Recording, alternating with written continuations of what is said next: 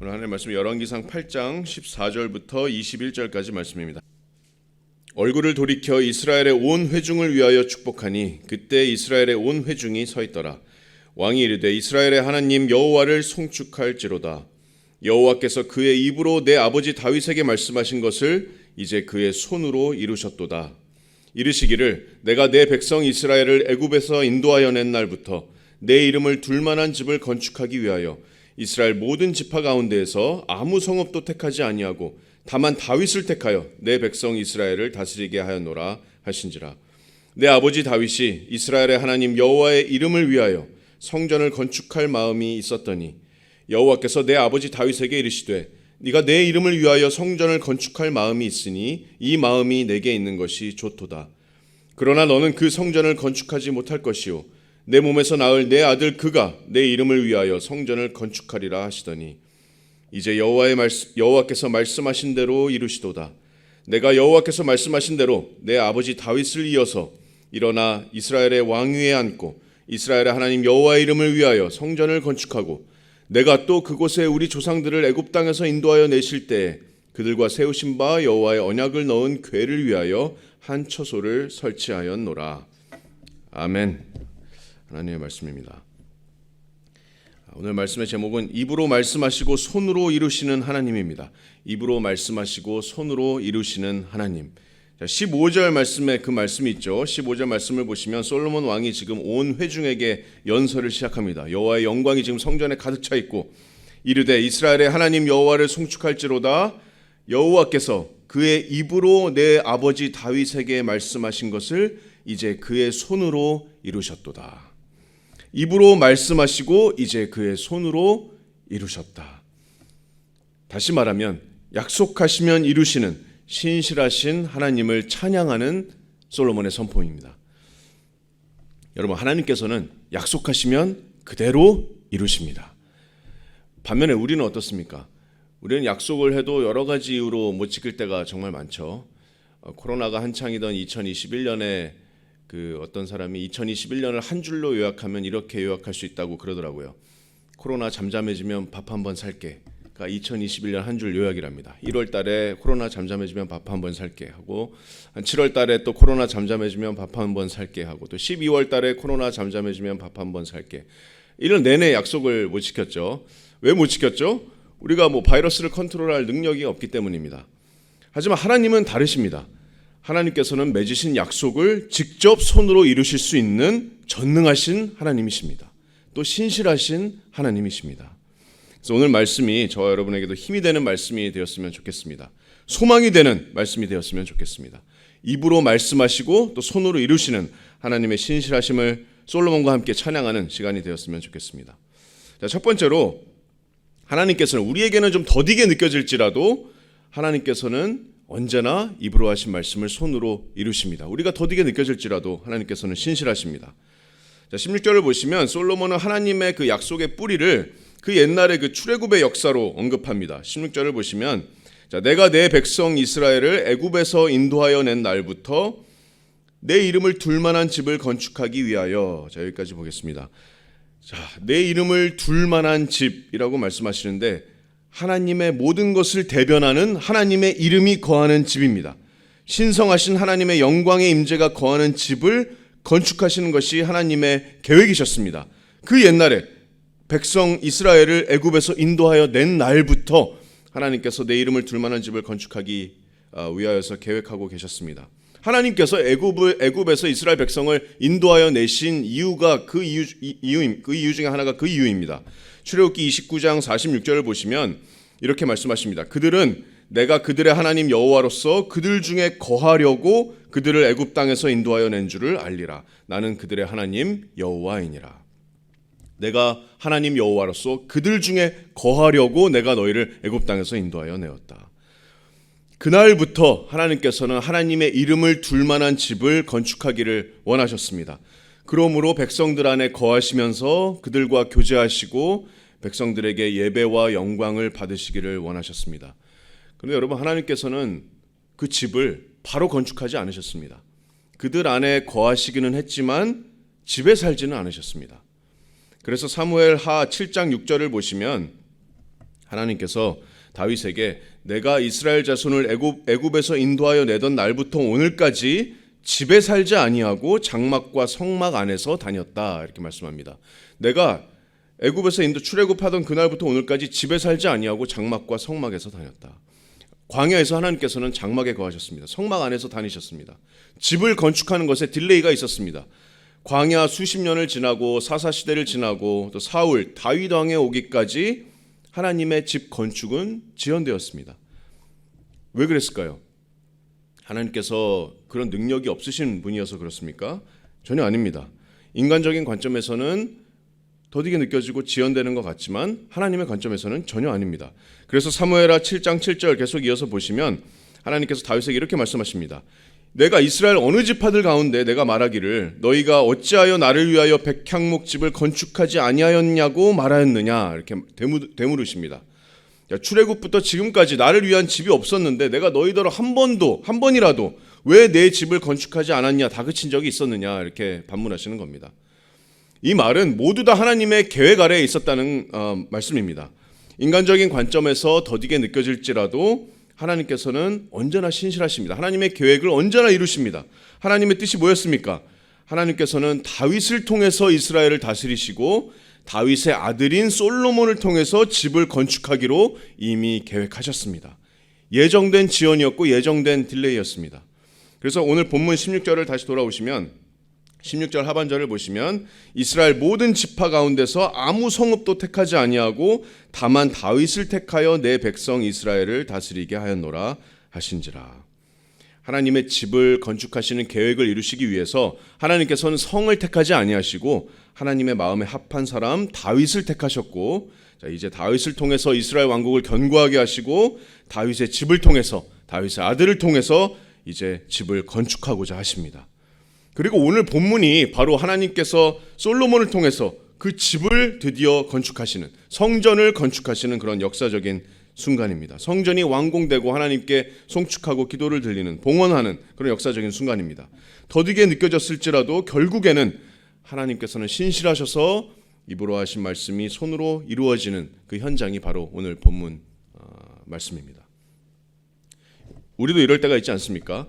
내가 지금 이렇게 힘든데 내가 여러 가지 시험들이 내 삶에 닥쳐 있는데 모든 것을 합력하여서 선을 이루시는 하나님의 선하심이 내 삶에서 좀 더디게 이루어지는 것 같고 지연되는 것 같은 때가 있습니다. 하지만 더디게 느껴지더라도 여러분 입으로 하신 말씀을 손으로 이루시는 분이 바로 우리 하나님이십니다. 신실하신 하나님께서는 우리가 앞이 보이지 않고 막막할 때도 너희 행사를 여호와께 맡기라 그리하면 네가 경영하는 것이 이루어지리라 라는 약속을 이루시는 하나님이십니다. 그 하나님을 여러분 신뢰하시기 바랍니다. 고난과 시련 가운데서도 하나님을 사랑하는 자녀들에게는 모든 것이 합력하여 선을 이루느니라 라는 그 약속을 반드시 이루시는 전능하신 하나님이심을 여러분 신뢰하시기 바랍니다. 모든 계획은 내가 합니다. 모든 계획은 내가 하고 내가 계획을 짜지만 그 발걸음을 인도하시는 분은 하나님이심을 여러분 의뢰하시기 바랍니다. 우려하거나 걱정할 필요가 없습니다. 불평하거나 하나님의 신실하심을 의심하는 그런 죄를 범할 필요가 없습니다. 더디게 느껴지더라도 언제나 하신 약속들을 입으로 하신 약속들을 손으로 이루시는 그 하나님의 신실하심에 여러분 기대시기 바랍니다. 하나님의 시간에 하나님께서 계획하신 것을 이루십니다. 하나님께서 말씀하신 것을 이루십니다. 자, 두 번째로 우리 신실하신 하나님께서는 내 생각과 다를지라도 입으로 하신 말씀을 손으로 이루십니다. 내 생각과 때로는 다를지라도 하나님께서는 신실하신 하나님이십니다. 자, 솔로몬은 오늘 본문에서 회중에게 계속 연설을 이어갑니다. 사실 이 성전을 건축하려고 했던 것은 내가 아니라 내 아버지 다윗이었다 이렇게 말씀합니다. 17절 말씀을 보시겠습니다. 17절 말씀을 보시면 내 아버지 다윗이 이스라엘의 하나님 여호와의 이름을 위하여 성전을 건축할 마음이 있었더니 18절에 여호와께서 내 아버지 다윗에게 이르시되 네가 내 이름을 위하여 성전을 건축할 마음이 있으니 이 마음이 내게 있는 것이 좋도다. 자, 하나님께서 다윗의 마음을 칭찬하셨다고 솔로몬은 말합니다. 그리고 그 말씀이 사무엘하 7장 1절 말씀에 있습니다. 다윗이 사무엘하 7장 1절 말씀에 이렇게 기록합니다. 자, 여호와께서 주위의 모든 원수를 무찌르사 왕으로 궁에 평안히 살게 하신 때에 왕이 선지자 나단에게 이르되 볼지어다 나는 백향목 궁에 살거늘 하나님의 궤는 휘장 가운데 있도다. 다윗의 진심 어린 마음이었습니다. 하나님의 은혜로 대적들을 다 무찌르고 난 이렇게 태평하게 의리의리한 궁전에 사는데 아직 하나님의 궤는 휘장 가운데 있구나. 내가 하나님을 위해서 성전을 건축해야겠다. 하나님께서 이 마음을 칭찬하셨습니다. 다윗도 마음이 굴뚝 같았습니다. 능력이 없는 것도 아니었습니다. 왕의 명령만 내려지면 당장 성전을 건축할 수 있었습니다. 하지만 때로는 우리의 생각과는 다르게 일하시는 하나님이십니다. 하나님의 성전 건축 계획은 다윗이 아니라 다윗의 아들 솔로몬을 통해서 이루어질 것입니다. 자, 19절 말씀을 오늘 본문 19절 말씀을 보시면 그러나 너는 여호와께서 말씀하셨다고 이렇게 솔로몬이 얘기합니다. 그러나 너는 그 성전을 건축하지 못할 것이요 내 몸에서 낳을 내 아들 그가 내 이름을 위하여 성전을 건축하리라 하시더니 네가 성전을 건축할 것이 아니라 네 몸에서 날 네 아들이 내 이름을 위하여 성전을 건축하겠다. 네 마음이 굴뚝 같으나 네가 마음이 좋으나 너의 마음이 정말 칭찬할 만하나 네가 성전을 건축하지는 못할 것이다.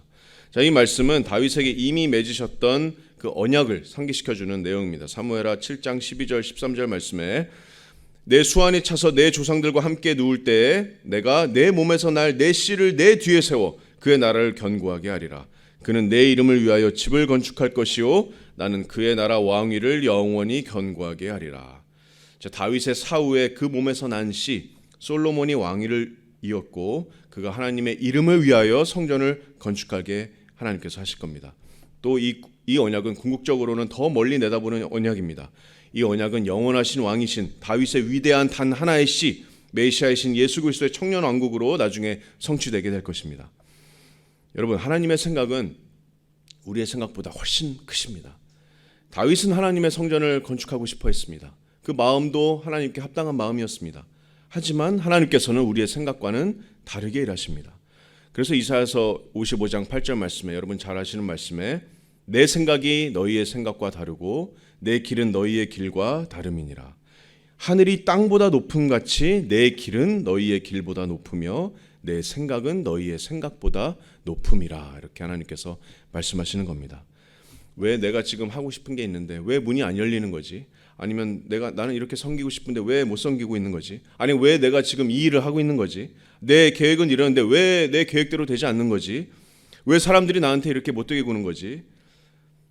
하지만 여러분, 내 생각이나 내 계획과는 다르게 일이 벌어진다고 할지라도 여러분 기억하시기 바랍니다. 하나님의 생각이 우리의 생각보다 훨씬 더 높으십니다.